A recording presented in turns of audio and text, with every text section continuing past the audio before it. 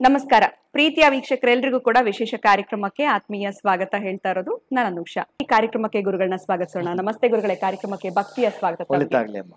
ಕಾರ್ತಿಕ ಮಾಸ ಶುರುವಾಗಿದೆ. ಪ್ರತಿಯೊಂದು ಮನೆ ಮುಂದೆಗಡೆ ಹೊಸಲಿಗೆ ದೀಪ ಇಡುವಂಥದ್ದು ಈ ದೀಪಾವಳಿಯಿಂದನೇ ಹಚ್ತಾ ಬಂದಿದ್ದಾರೆ ಸಾಕಷ್ಟು ಜನ ಅಂತ ಹೇಳ್ಬೋದು. ಆದ್ರೆ ಈ ದೀಪಗಳ ಹಚ್ಚುವಂತ ಮಹತ್ವ ಏನು, ದೀಪ ಹಚ್ಚೋದ್ರಿಂದ ಏನಂತ ವಿಶೇಷತೆ, ಅದು ಈ ಒಂದು ಕಾರ್ತಿಕ ಮಾಸದಲ್ಲಿ ಇದೊಂದು ತಿಂಗಳಾದ್ಮೇಲೆ ನಾವು ಮರ್ತೆ ಹೋಗ್ತೀವಿ, ಬಹುಶಃ ಮತ್ತೆ ನೆಕ್ಸ್ಟ್ ನವೆಂಬರ್ ವರ್ಗು ನಾವು ವೇಟ್ ಮಾಡ್ತೀವಿ ಅಂತ ಹೇಳ್ಬೋದು. ಸೊ ಈ ಕಾರ್ತಿಕ ಮಾಸದಲ್ಲಿ ಏನ್ ವಿಶೇಷ ಆಗೋದಿಲ್ಲ, ಇದ್ರ ಬಗ್ಗೆ ತಿಳಿಸ್ಕೊಡಿ. ಓಂ ವಿಶ್ವಸ್ಮೈ ನಮಃ. ಪ್ರೀತಿಯ ನನ್ನ ಕುಟುಂಬದ ಬಂಧುಗಳೇ, ನಿಮ್ಮೆಲ್ಲರೂ ಕೂಡ ಆರೋಗ್ಯವನ್ನ, ಐಶ್ವರ್ಯವನ್ನ, ಸುಖ ಸಂಪತ್ತನ್ನ ವಿರಾಜಮಾನವಾಗಿ ಭಗವನ್ ನಿಯಾಮಕ ಕೊಡ್ತಿರ್ಲಿ. ಇನ್ನ ಈ ಕಾರ್ತೀಕ ಮಾಸದ ಹುಣ್ಣಿಮೆ ಇರ್ತಕ್ಕಂತಹದ್ದು, ಕಾರ್ತೀಕ ಮಾಸ ಪೂರ್ಣವಾಗಿ ಕಾರ್ತಿಕೇಯನ ಮಾಸ. ಕಾರ್ತಿಕೇಯ ಅಂದ್ರೆ ಯಾರು? ಸುಬ್ರಹ್ಮಣ್ಯ, ಈ ಭೂಮಿ ನಮಗೆ ಆಧಾರ ಸ್ತಂಭ. ಆಮೇಲೆ ನೀವು ಯಾವುದಾದ್ರೂ ಒಂದು ಮೂವಿನಲ್ಲಿ, ಒಂದು ಚಿತ್ರದಲ್ಲಿ ನೋಡಿರ್ತೀರಿ ಬಹುಶಃ, ಎರಡು ಸರ್ಪಗಳು ಈ ಕಾರ್ತೀಕ ಮಾಸದಲ್ಲಿ, ಕಾರ್ತೀಕ ಮಾಸದ ಈ ಹುಣ್ಣಿಮೆ ವಿಶೇಷ. ಅದಕ್ಕಾಗಿ ಸರ್ಪಗಳು ಆಚೆ ಬರ್ತವೆ, ಎರಡು ಸರ್ಪಗಳು ಮಿಲನ ಮಾಡ್ತವೆ, ಜೊತೆಗೆ ಆ ನಾಗಮಣಿಯನ್ನ ಮುಂದೆ ಹಿಡಿತವೆ, ಬೆಳಕನ್ನು ಕೊಡ್ತಕ್ಕಂತಹದ್ದು. ಇವೆಲ್ಲವನ್ನು ಬಹುಶಃ ನೀವು ಯಾವುದೋ ಒಂದು ಮೂವಿನಲ್ಲಿ ನೋಡಿರ್ತೀರಿ. ನಾನಿನ್ನ ಅದರ ಬಗ್ಗೆ ಹೆಚ್ಚಿಗೆ ಮಾತಾಡಿದ್ರೆ, ದೀಪಗಳ ಕಡೆ ಗಮನ ಕೊಡೋದಾದ್ರೆ, ಈಗ ನೀವು ಇಡ್ತಾ ಇರ್ತಕ್ಕಂತಹ ದೀಪಗಳು ಮತ್ತೆ ಆಗ್ತಕ್ಕಂತಹ ಬತ್ತಿಗಳ ಬಗ್ಗೆ ಕೂಡ ಬಹಳ ವಿಶೇಷವಾಗಿದೆ. ಬಹುಶಃ ನಾನು ಮೊದಲು ಯಾವತ್ತಾದ್ರೂ ಹೇಳಿರ್ತೀನಿ, ರಜತ ಅಂತ ಹೇಳ್ತಾನೆ. ಮನೆಯಲ್ಲಿ ಇರ್ತಕ್ಕಂಥ ದೀಪಗಳು ರಜತ ಅಂದ್ರೆ ಬೆಳ್ಳಿ, ಪಂಚಲೋಹದ್ದು, ತಾಮ್ರದ್ದು ಈ ದೀಪಗಳನ್ನ ಇಡ್ತೀರಿ. ಆದ್ರೆ ಮನೆಯಿಂದ ಹೊರಗಡೆ ಇರ್ತಕ್ಕಂತಹ ದೀಪಗಳು ಮೃಣ್ಮಯ ಅಂತ ಹೇಳ್ತಾನೆ.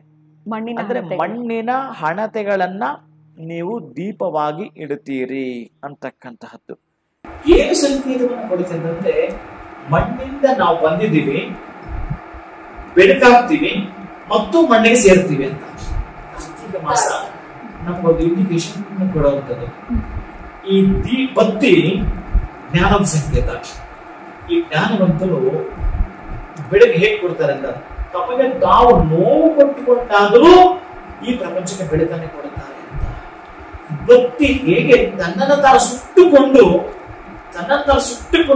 ನಮಗೆಲ್ಲ ಬೆಳಕು ಕೊಡುತ್ತೋ, ಹಾಗೆಯೇ ಈ ತೆಂಗಿನಕಾಯಿ ತನ್ನನ್ನು ತಾನು ಮಣ್ಣು ಮಾಡಿಕೊಳ್ಳುತ್ತೆ. ನೀವು ಗಮನಿಸ್ಬೇಕಿಲ್ಲಿ, ತನ್ನನ್ನು ತಾನು ಮಣ್ಣು ಮಾಡಿಕೊಂಡು ನಿಮಗೆ ಮರ ಕೊಡುತ್ತೆ, ನೀರು ಕೊಡುತ್ತೆ. ಕಲ್ಪವೃಕ್ಷ ಅಂದ್ರೆ ನಿಮ್ಗೆ ಗೊತ್ತಿರುತ್ತೆ, ಏನೇನು ಬೇಕಂತ ಕೊಡ್ತಕ್ಕಂತಹದ್ದು. ಹಾಗೆ ಇಲ್ಲಿ ಜ್ಞಾನವಂತರಾಗಲು, ವಿಜ್ಞಾನವಂತರಾಗಲು, ನೀವು ಸುಜ್ಞಾನವಂತರಾಗಲು ಇದೊಂದು ಆಕಸ್ಮಿಕ. ನಮ್ಮ ಕುಟುಂಬದ ಯಾವಾತನೋ ಒಬ್ಬ ಸದಸ್ಯ ಯಾವುದೋ ಗೊತ್ತಿಲ್ಲ ದುಷ್ಟರ ಜೊತೆ ಸೇರಿಯೋ, ದುಶ್ಚಟಗಳಿಗೆ ಬಲಿಯಾಗಿಯೋ ವಾಮ ಮಾರ್ಗವನ್ನ ಹಿಡಿದಿದ್ದರೆ, ವಾಮ ಮಾರ್ಗವನ್ನೇನಾದರೂ ನಮ್ಮ ಕುಟುಂಬದ ಯಾವಾತನೋ ಒಬ್ಬಾತ ಅಡ್ಡದಾರಿ ಹಿಡಿದಿದ್ದರೆ, ಅವನ ಸದುದ್ದೇಶದ ದಾರಿಯಾಗಿ ಅವನನ್ನು ಎಷ್ಟೋ ಪ್ರಯತ್ನ ಪಟ್ಟು ನಾವು ಅವನನ್ನ ಬದಲಿಸಿದ್ವಿ, ಆಗ್ಲಿಲ್ಲ, ಜಪ್ಪಯ್ಯ ಅಂದ್ರು ಅವನು ಬದಲಾಗ್ಲಿಲ್ಲ ಅಂತಂದ್ರೆ, ಭಗವಂತನ ಮೊರೆ ಹೋಗ್ಲಿಕ್ಕೆ ಈ ಒಂದು ಕಾರ್ತೀಕ ಮಾಸದ ದೀಪಗಳು, ನೀವು ನಾನು ಹೇಳ್ತಿರ್ತೀನಿ 14 ದೀಪ ಅಂತ. ಆ 14 ದೀಪ ಅಂತ ಏನಿದೆಯೋ ಅದು 14 ಲೋಕಗಳಿಗೂ ಒಂದೊಂದು ಅಂತ. 14 ದೀಪಗಳು ನಿಮ್ಮ ಮನೆ ಒಳಗಡೆ ಕೆಟ್ಟ ಕ್ರಿಮಿಕೀಟಾದಿಗಳಿಂದ ಹಿಡಿದು, ದುಷ್ಟ ಶಕ್ತಿಗಳಿಂದ ಹಿಡಿದು, ಇನ್ನ ಯಾರೇ ಆಗಿರ್ತಕ್ಕಂತಹದ್ದು ಕೈ ಕೆಲಸ ಅಂತ ಏನು ಕರೀತಾರೋ, ಮಾಂತ್ರಿಕ, ತಾಂತ್ರಿಕ, ಕೃತ್ರಿಮ, ಮೋಹನ, ಸ್ತಂಭನ, ಉಚ್ಚಾಟನಾದಿ, ಇವೆಲ್ಲ ಉಚ್ಚಾಟಯ ಇರಲ್ಲ, ಅವು ಬರ್ಲಿಕ್ಕೆ ಅವಕಾಶವೇ ಇಲ್ಲ. ಈ ತರಹದ್ದೇನಾದ್ರೂ ಬಹುಶಃ ಮಾಡಿದ್ದರೆ, ಅಥವಾ ಯಮದಂಷ್ಟ್ರ ಒಳಗಡೆ ಬರ್ಲಿಕ್ಕೆ ಅವಕಾಶವೇ ಇಲ್ಲ. ಇವನು ಯಾರ ಜೊತೆನೆ ಹೋಗಿ, ದುಷ್ಟ ಜೊತೆ ಹೋಗಿ ಇವನು ಹಾಳಾಗಿರೋದು. ಗುರುಗಡೆ ನಮ್ಮ ಮಗ, ಅವನ ಫ್ರೆಂಡ್ಸು ಅಂತ ದುಷ್ಟರು ಅಂತ ಹೇಳ್ತಿರ್ತಾರಲ್ಲ, ಎಲ್ಲಿ ಆಗಿದ್ದದ್ದು? ಮನೆಯಿಂದ ಹೊರಗಡೆ, ಮನೆ ಒಳಗಲ್ಲ, ಅವನು ಮನೆಯಿಂದ ಹೊರಗಡೆ ಹೋಗಿದ್ದಕ್ಕಾಗಿದ್ದು. ಅದಕ್ಕೆ ನೀವು ಮನೆಯಿಂದ ಹೊರಗಡೆನೆ ದೀಪ ಹಚ್ಚಬೇಕು.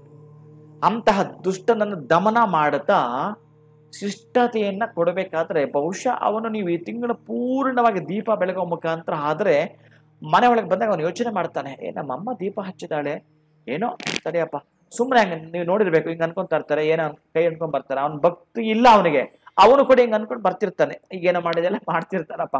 ಅವ್ರವ್ರು ಅಟ್ಲೀಸ್ಟ್ ಅವನ ಅಷ್ಟೇ ಬದಲಾದನ ಸಾಕು, ನೆಕ್ಸ್ಟ್ ಬದಲಾವಣೆ ಆಗ್ಬಿಡ್ತಾನೆ.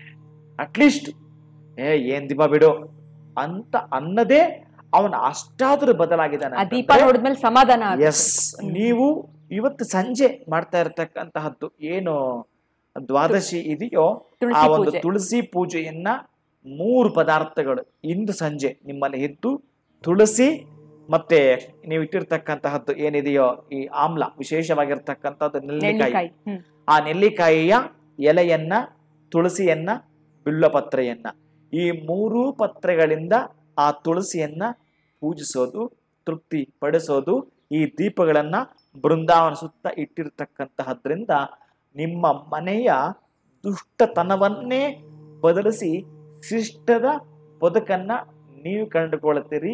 ಅದಕ್ಕಾಗಿ ಕಾರ್ತಿಕ ಮಾಸ ನಮಗಾಗ ಬಂದಿದೆ. ವರ್ಷ ಪೂರ್ತಿ ಒಬ್ಬ ವಿದ್ಯಾರ್ಥಿ ಓದಿದ್ರೆ ಅವನು ಬಂಡವಾಳ ಕೇವಲ 6 ಗೊತ್ತಾಗುತ್ತೆ. ಯಾವುದದು? ಯಾವಾಗದು? ಎಕ್ಸಾಮ್ ಟೈಮಲ್ಲಿ. ನಮಗಿದೊಂದು ಎಕ್ಸಾಮ್. ಈ 12 ತಿಂಗಳಲ್ಲಿ ಈ ಕಾರ್ತಿಕ ಮಾಸ ಒಂದು ಎಕ್ಸಾಮ್ ಸೆಂಟರ್ ಇದು. ನಾವು ಹೇಗ್ ನಡ್ಕೊಳ್ತೀವಿ, ಹೇಗ್ ಮಾಡ್ತೀವಿ ಅಂತಕ್ಕಂಥದ್ದು, ಈ ಪರೀಕ್ಷೆ ನಾವು ತಿರುಗಡೆ ಆಗ್ಲಿಕ್ಕೆ ಬಂದಿರತಕ್ಕಂತಹದ್ದು. ಇದು ಅದ್ಭುತವಾಗಿರ್ತಕ್ಕಂತಹ ದ್ವಾದಶಿ ಉತ್ಥಾನ ದ್ವಾದಶಿ, ಕ್ಷೀರಾಬ್ಧಿ ದ್ವಾದಶಿ ಅಂತಕ್ಕಂತಹ ಈ ದಿನ ನಿಮಗೆ ಒಂದು ಫಸ್ಟ್ನೇ ಎಕ್ಸಾಮ್.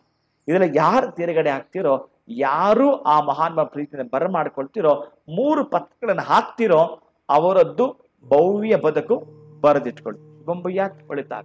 ಖಂಡಿತವಾಗ್ಲೂ ಬಹಳಷ್ಟು ಈ ವಿಚಾರ ಬೇಕಿತ್ತು ವೀಕ್ಷಕರಿಗೆ. ಯಾಕಂದ್ರೆ ಕಾರ್ತಿಕ ಮಾಸದಲ್ಲಿ ದೀಪ ಹಚ್ಚುವುದರ ಒಂದು ಮಹತ್ವ ಏನು ಅನ್ನೋದ್ರ ಬಗ್ಗೆ ವೀಕ್ಷಕರಿಗೆ ತಿಳಿಸ್ಕೊಟ್ಟಿದ್ದೀರಾ. ಅದ್ಭುತವಾಗಿರುವಂತಹ ವಿಚಾರಗಳು ಪ್ರತಿಯೊಂದು ವಿಡಿಯೋನಲ್ಲಿ ಕೂಡ ತಿಳಿಸ್ತಾ ಇರ್ತೀರಾ. ಬಹಳ ಧನ್ಯವಾದಗಳು ಗುರುಗಳೇ ತಮಗೆ. ನಮಸ್ಕಾರ. ಹರೇ ಶ್ರೀನಿವಾಸ. ಇವತ್ತಿನ ಕಾರ್ಯಕ್ರಮವನ್ನ ಮುಗಿಸುವಂತಹ ಸಮಯ ಆಗಿದೆ. ಮತ್ತೊಂದು ಹೊಸ ವಿಡಿಯೋನಲ್ಲಿ ಭೇಟಿ ಮಾಡ್ತೀನಿ. ನಮಸ್ಕಾರ.